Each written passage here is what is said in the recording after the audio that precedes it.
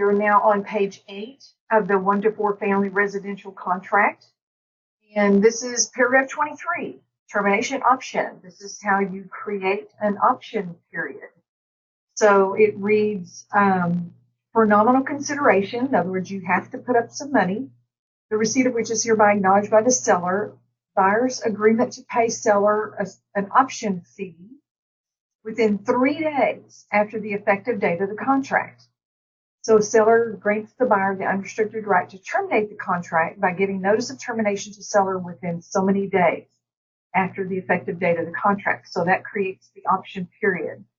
For $200, which is the option fee, the buyer gets 10 days of an option period.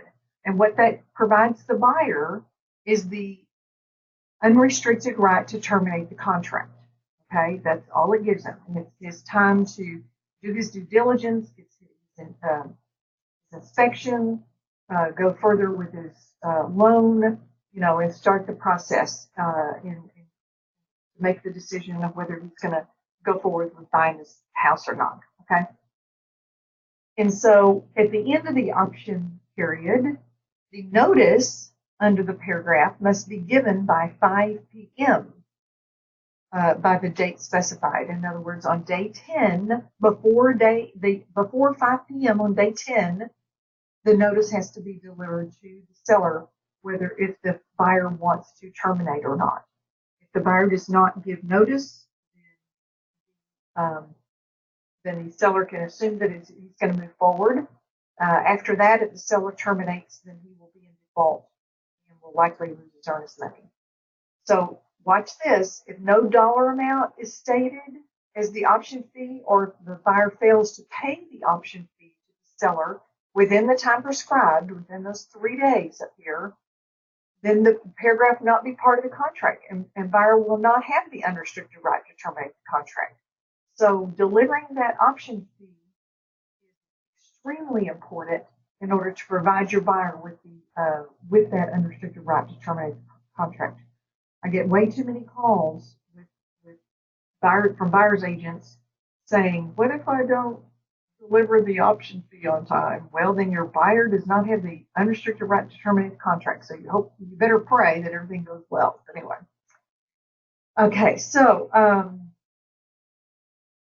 if buyer gives notice of termination within the time prescribed, within the 10 days, the option fee will not be refunded. In other words, he's paid that $200 for the opportunity to terminate the contract with no more penalty, and he gets his earnest money back. Okay, so he doesn't get the option fee back. But the option fee will or will not, so he can get the option fee back, credited to the sales price at closing. And if he goes on to close, then he could, if you check the will box, get the option fee back. So it's very important that you pay attention to when this is delivered and so forth. So if you execute the contract today with a 10-day option period, then tomorrow is day 1. Okay, and you count from there. Now, tomorrow's day 1, and then 2, and then 3. Day 3 is when the fee has to be paid, or you don't have the option period. Okay, and then if your buyer wants to terminate, they have to terminate before the 10th day at 5 p.m. Make sense? Okay. So if there is attorneys involved, if your parties are using attorneys, sometimes if it's in an estate issue or there's an heirship issue, even if it's a divorce, sometimes the attorneys are kind of part of the transaction, not part of the transaction, but involved. Be sure and indicate who those attorneys are. That's full disclosure. But anyway, we're supposed to disclose that. Okay, executed the something day of something, like the 15th day of July, 2019. And this is after both parties have agreed on the terms, all the initials are in place, the signatures are in place, and it's communicated between the parties that everything is accepted. Okay, all of those elements have to happen before you have an executed contract. So the agent, look in the yellow box, the agent whose client is the last party to initial and any changes and sign is the one who should enter the date.